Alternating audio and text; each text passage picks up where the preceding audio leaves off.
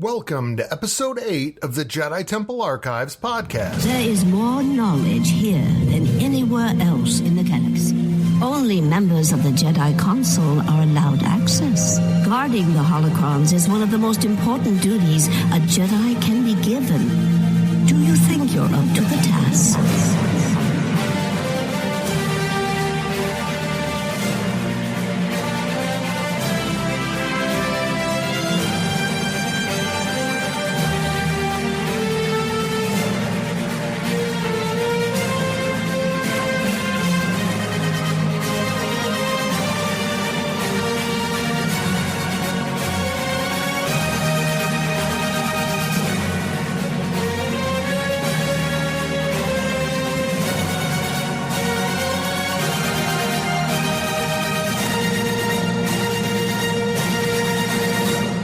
Star Wars fans, and welcome to another episode of the Jedi Temple Archives podcast.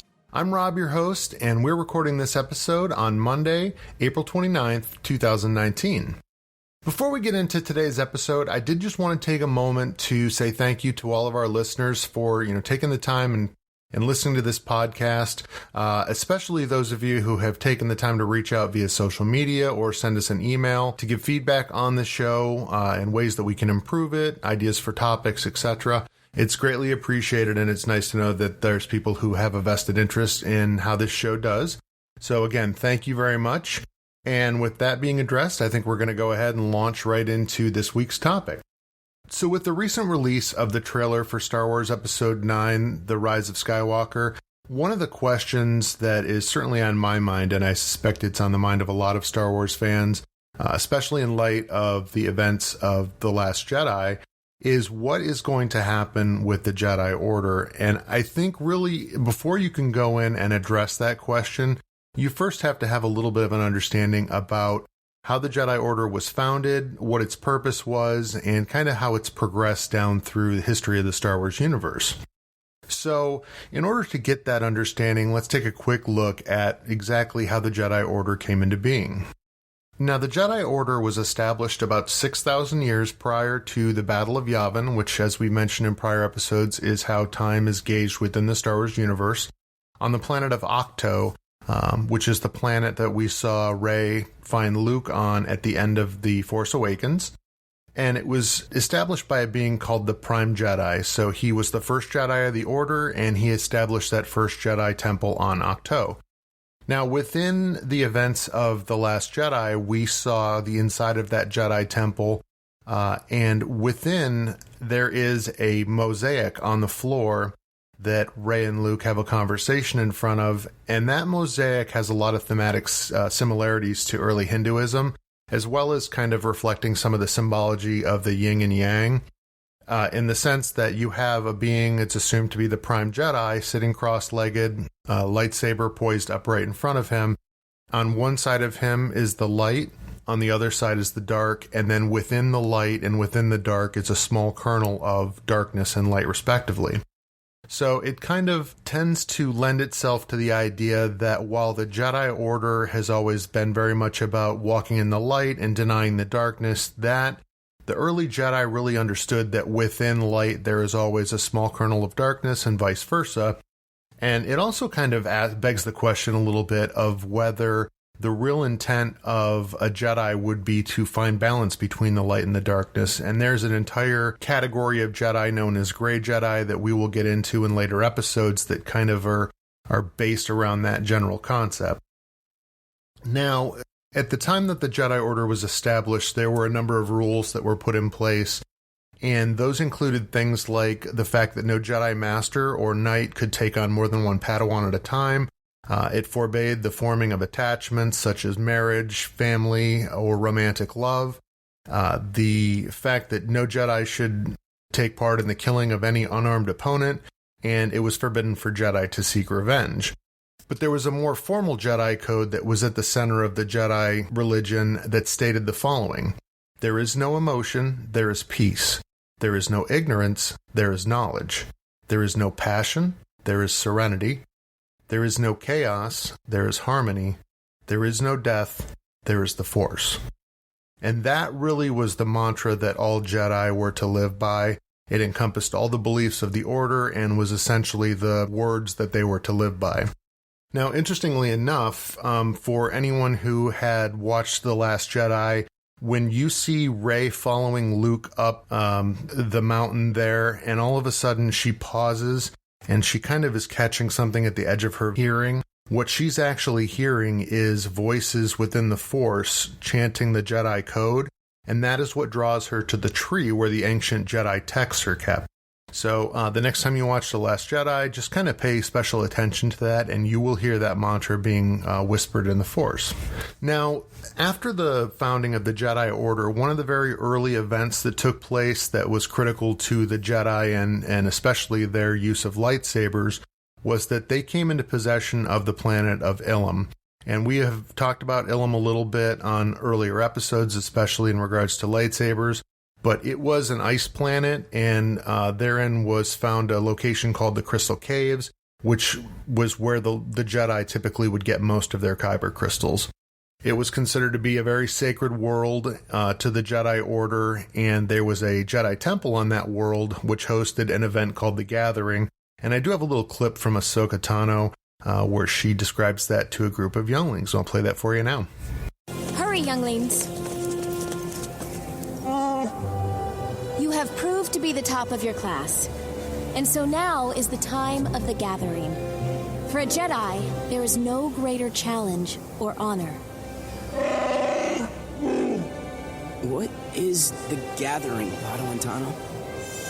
Petro, Gnodi, Biff, Katuni, Zat, and Gunji. The time has come for you to build your own lightsabers. Be warned. This is no simple task, and many perils lie ahead of you. Where we are going, there is no place more sacred to the Jedi.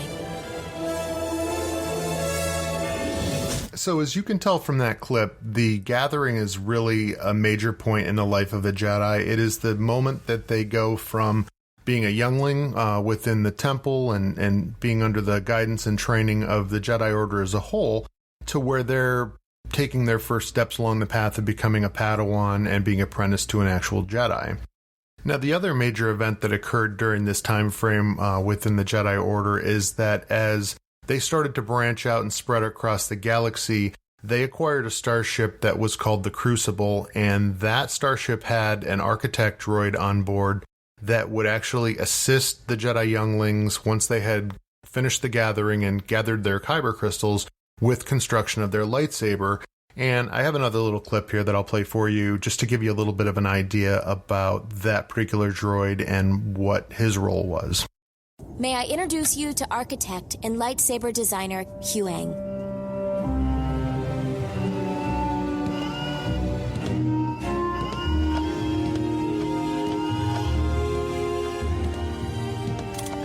These are them. I swear they get younger every expedition. All have passed the Gathering? Yes, sir. Are you sure? But he's a droid. You expect us to learn from a droid? Who said that?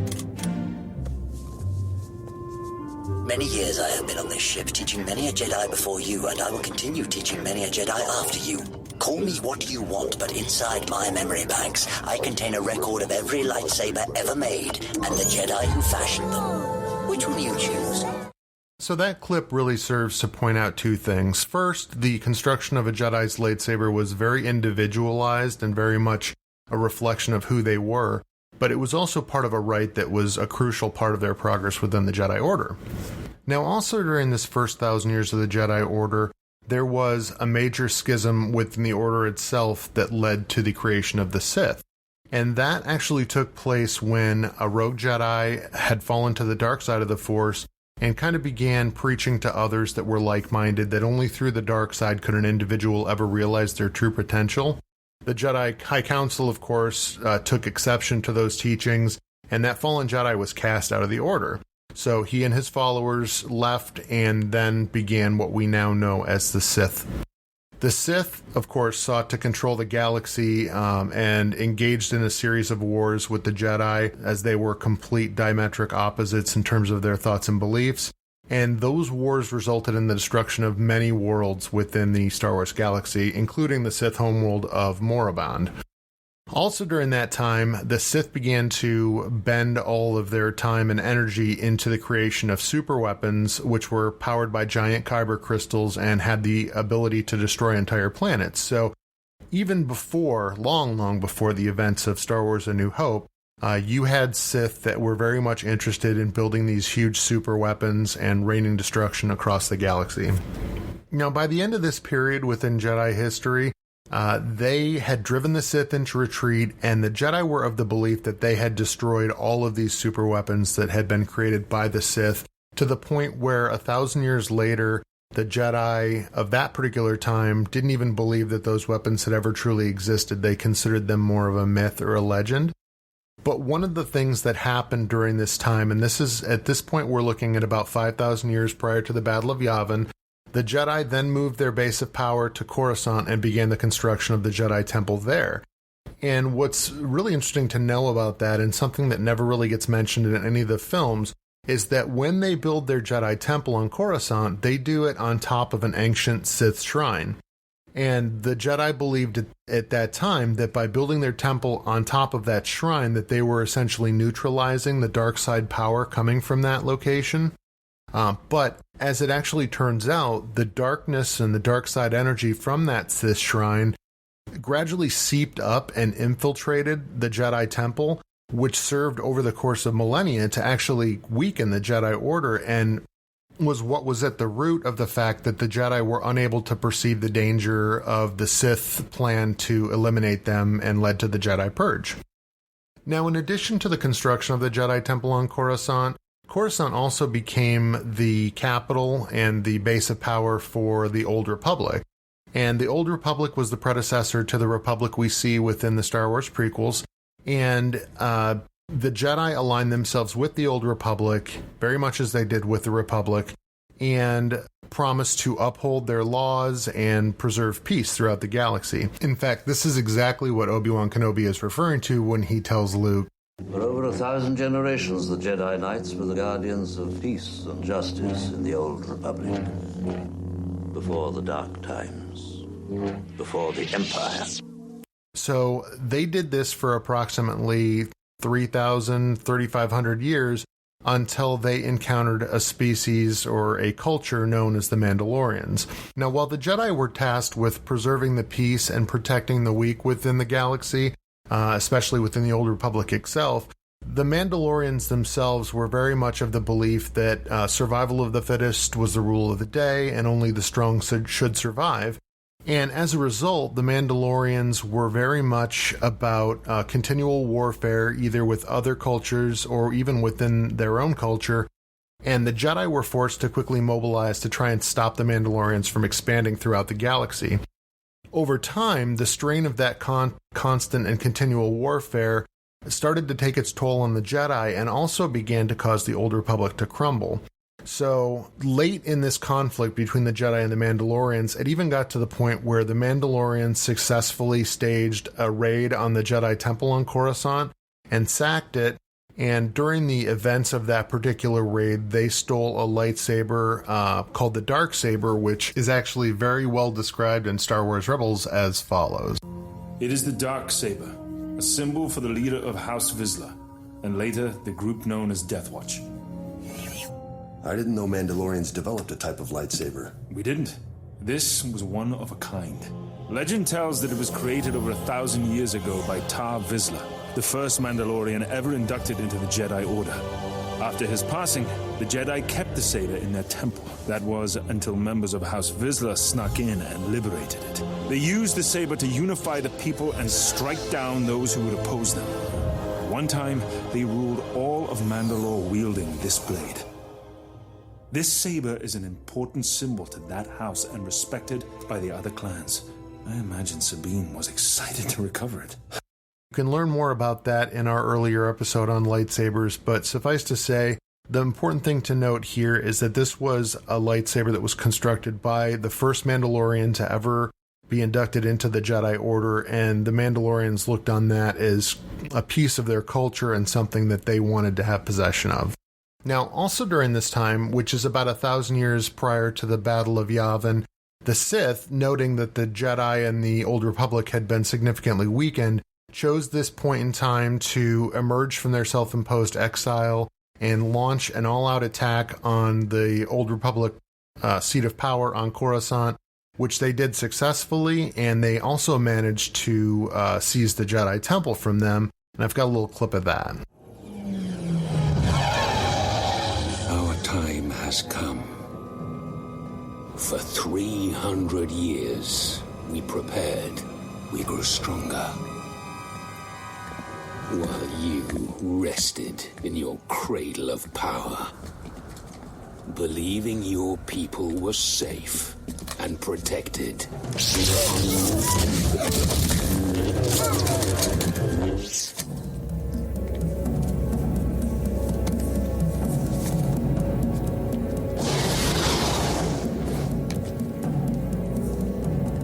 You were trusted to lead the Republic, but you were deceived.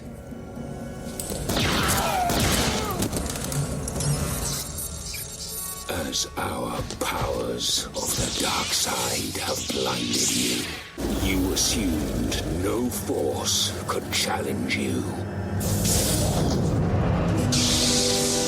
And now,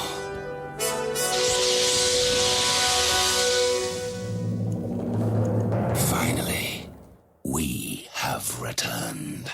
So as you can hear from that clip, while the Jedi had certainly been involved in the war with the Mandalorians, they never really felt like anyone could challenge them, and they had grown complacent over the course of the millennia that they had been serving the Old Republic, and the Sith were able to leverage that, and as I mentioned previously, sacked both Coruscant and the Jedi Temple, and it took years for the Jedi to eventually liberate the planet of Coruscant and regain their temple there.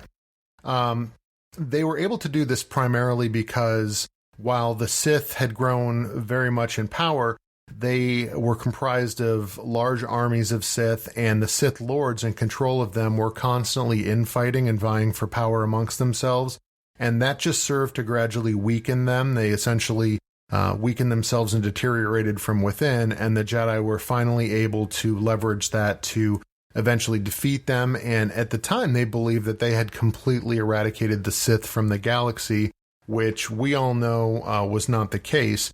There was a lone Sith Lord named Darth Bane who had survived that purge of the Sith and was the person that originally founded what became known as the Rule of Two, which stated that amongst the Sith there can only be two at any given time, a master and an apprentice. So for the remaining roughly 1,000 years leading up to the events of the prequel series, there had never been more than two Sith at any given point in time, as the apprentice had gotten to the point where they felt like they had learned everything they could from their master. They would kill their master, take on an apprentice, and despite this, they were all still working toward what they considered to be the grand plan, which was to purge the Jedi and eliminate that order from the galaxy so that the Sith could once again rise to power. Now, the other major event that occurred during this period was between the war with the Mandalorians as well as with the Sith. The Old Republic had deteriorated to the point where it was no longer functional, and that government was swept away and replaced by the First Galactic Republic, known to most as the Republic, and that is the form of government that we see in place during the events of the prequel trilogy. That Galactic Republic is eventually what Palpatine rises to power within as Supreme Chancellor, and then he wipes that away and forms the First Galactic Empire. So, during that 1,000 years that the Galactic Republic reigned, the Jedi were once again aligned with the Galactic Republic and served as peacekeepers. During this period, there were no major conflicts. The conflict with the Mandalorians had been settled. The Sith, obviously, they felt had been purged from the galaxy, and so the Jedi set aside their role as soldiers and really focused more on their peacekeeping role, which is what they do for approximately 1,000 years leading up to the events of the Phantom Menace. So during this period of time, we see the Jedi Order mostly getting back to their roots in terms of trying to find that peace and tranquility, trying to focus more on peaceful resolution and mediation to conflicts. as opposed to militaristic resolutions, and that all falls apart during the period of the Clone Wars, which was all part of Darth Sidious's ultimate plan. And between the darkness seeping into the Jedi Temple from the Sith Shrine underneath it, as well as the fact that the Jedi had once again returned to being essentially warriors during the Clone Wars, all of that served to cloud their vision to the point where Sidious was able to finally complete the grand plan and implement Order 66, which served to purge the Jedi Order of most of its members and drive the remaining Jedi into exile. So that is really where we find the Jedi at the time that we first meet them within the original film. You've got Yoda and Obi-Wan, who have been driven into exile. The remainder of the Jedi Order has been pretty much decimated.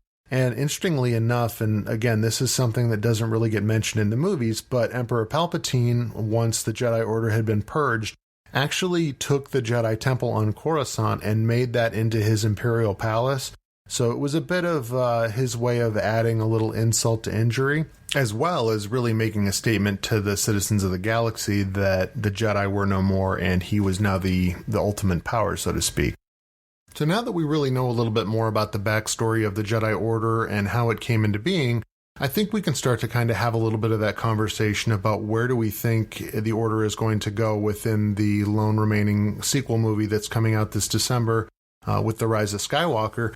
I know there has been some speculation by various people on the internet that the meaning of the Rise of Skywalker may actually be that the Jedi Order is not going to continue on and that Rey is going to create some sort of new religion using the teachings found in those ancient Jedi texts that were found on the planet of Octo, and name the participants within that religion, or name the members of that religion Skywalkers. I don't really know that I buy into that line so much. I do believe that she took away those ancient texts for a reason. I think that a lot of what happened with the Jedi Order and the things that led to its downfall is that perhaps they got a little bit away from the original teachings, and as a result, they gradually over time became more a product of the galaxy that they were living in. They certainly became much more of soldiers and warriors, I think, than they were originally intended to be. And even in the teachings of Master Yoda on Dagobah, when he talks to Luke about the fact that he should use the Force for knowledge and defense, but never for attack, that really is something that we saw the Jedi get very much away from during especially the period of the Clone Wars. Now, for me personally, I really do believe that the Jedi Order is going to rise again, and that is what Rey is going to use those ancient Jedi texts for, either within the events of the Rise of Skywalker, or it's going to be kind of alluded to that that's the direction that it's heading. If you have different thoughts or different theories about where this may be headed, please feel free to reach out. You can reach us at jtapodcast@gmail.com. or on social media on Facebook, Twitter, Instagram, and Pinterest at JTA Podcast. I'd love to strike up a discussion about what you think may be the course that Star Wars takes after the events of The Last Jedi, and whether you think that the Jedi Order is going to be continued on or replaced. So please feel free to reach out to us with those thoughts, and we can have that conversation. If you enjoyed this episode, please mention us to a friend or go out and give us a review, as that will help other people find us. And again, thanks for listening, and may the Force be with you.